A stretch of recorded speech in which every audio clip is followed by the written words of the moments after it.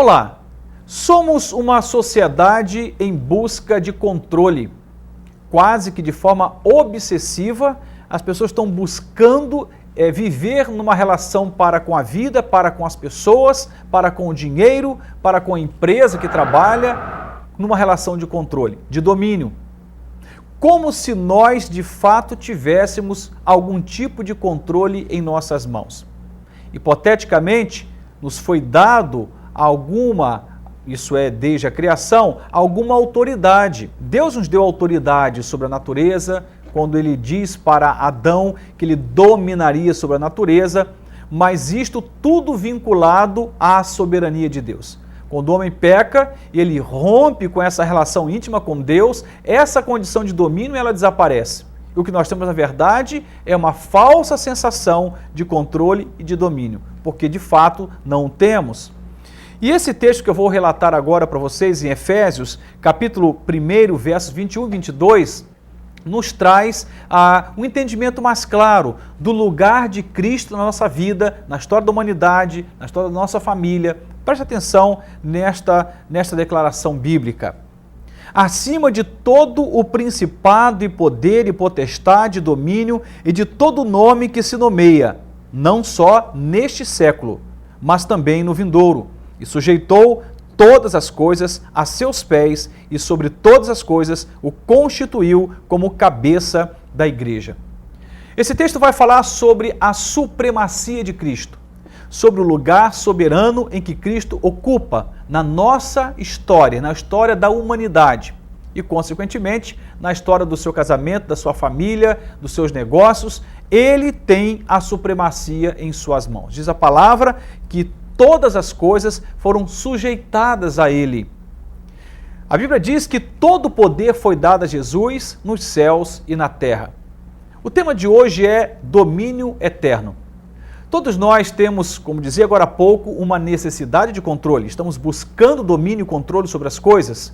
Seja esse controle sobre a relação ou os relacionamentos que estabelecemos, sobre o dinheiro que está na conta, sobre a escolha de que carro queremos andar, que viagem queremos fazer. Estamos vivendo um tempo em que temos, entre aspas, um grande poder de escolhas, que de certo modo é um fato, mas de uma outra ordem. Estamos falando de uma pseudo-condição humana de achar que tem controle e domínio sobre as coisas. A Bíblia diz, lá no Evangelho de João, que sem o Senhor nada podemos fazer. O que significa dizer que mesmo na nossa ignorância, na nossa incapacidade de perceber Deus, tudo que fazemos tem por trás o poder, a graça e a permissão de Deus. Nada podemos fazer sem Ele. Lembrando lá no Gênesis, em que quando o Senhor fala do ato de criação e sobretudo criando o ser humano, o homem, a Bíblia diz que o homem, ele recebe o fôlego de vida. O Senhor sopra, o ruá, o fôlego, a vida, o espírito sobre aquele ser inanimado e nos tornamos almas viventes. O que isso nos ensina é que a vida que temos, o vigor que temos, a saúde que temos, o privilégio, a oportunidade, o trabalho, tudo que temos é dele, porque a vida veio dele. A Bíblia diz que todas as coisas, elas estão, na verdade, apontando para Jesus. Tudo pertence a ele. A palavra nos declara que do Senhor é a terra, a sua plenitude, o mundo e aqueles que nele habitam. O que significa dizer tudo isso que tenho citado? Alguns textos estou aqui citando, de que o domínio eterno continua nas mãos de Deus. Vez e outra, e com alguma frequência, nós nos deparamos com a realidade da nossa finitude, da nossa incompetência, do nosso fracasso, dos nossos limites, da nossa fraqueza, das nossas impossibilidades. E muitos de nós podemos entrar em verdadeiro colapso, desespero, quando a gente está diante de uma realidade como esta. No entanto, mesmo que estejamos desesperados, a verdade bíblica não muda.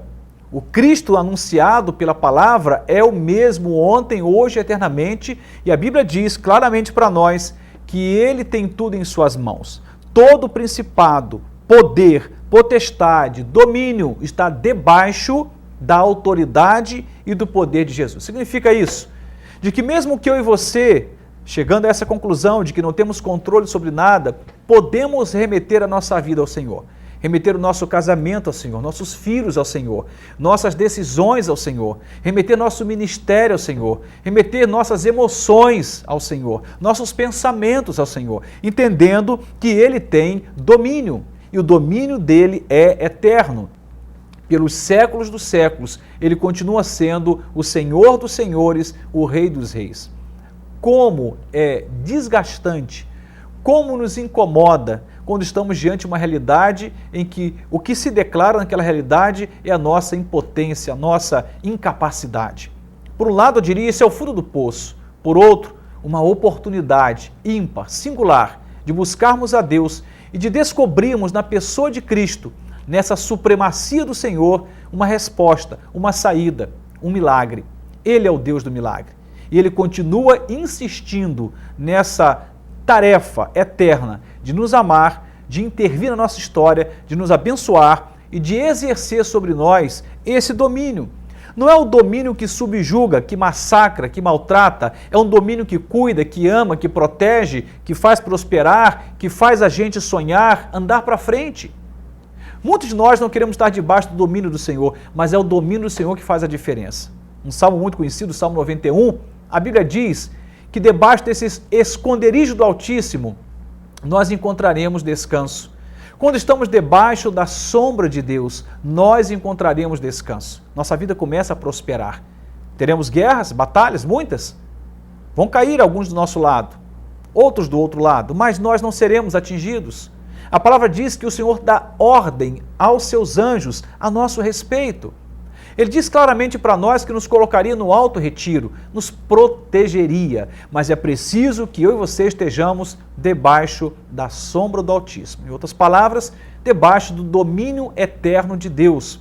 Como que eu faço isso? Vivendo o princípio da aliança com o Senhor, recebendo a sua palavra, recebendo a Cristo como único e suficiente Senhor e Salvador, reconhecendo a minha finitude, a minha incapacidade, a minha condição de pecado, me arrependendo, remetendo a minha vida, minhas escolhas, minha liberdade a Ele, me entregando completamente a Ele. A partir daí, o reino dele começa a fazer sentido e o domínio dele começa a ser exercido e debaixo desse domínio eterno de Deus, a vida prospera. Tudo o que eu me recordo, que eu tenha construído e que tenha permanecido, começou e permaneceu em Deus.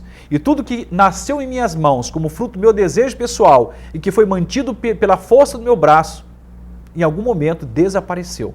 Os projetos humanos são falíveis, mas os planos de Deus são eternos. O texto diz aqui que Ele sujeitou todas as coisas a seus pés.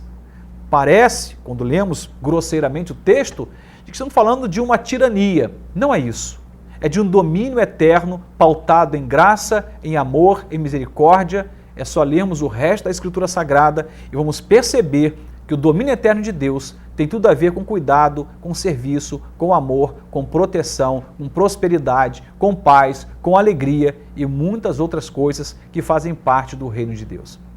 Você tem buscado controle?